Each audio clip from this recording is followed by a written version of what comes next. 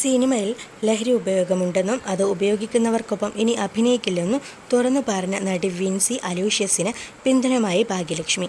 വിൻസിയുടെ നിലപാട് ധീരമാണെന്നും വളർന്നു വരുന്ന കലാകാരിക്ക് ഇങ്ങനെയൊരു തീരുമാനമെടുക്കുക അത്ര എളുപ്പമല്ലെന്നും ഭാഗ്യലക്ഷ്മി പറയുന്നു.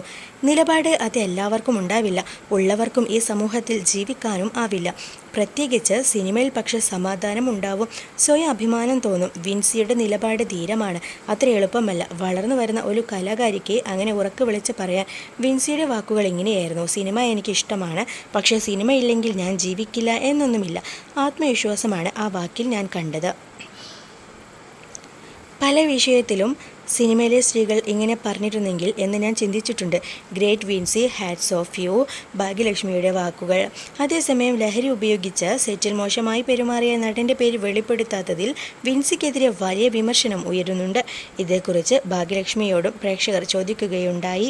പേര് പറയാനിട്ട് ഈ തെറിവിളി പറഞ്ഞിട്ട് വേണം ആരാധകരുടെയും കൂടി എന്നായിരുന്നു ഇക്കാര്യത്തിൽ ഭാഗ്യലക്ഷ്മിയുടെ മറുപടി.